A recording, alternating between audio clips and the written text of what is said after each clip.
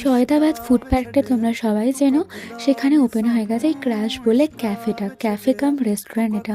এখানকার সিটিং ক্যাপাসিটিগুলো খুবই সুন্দর।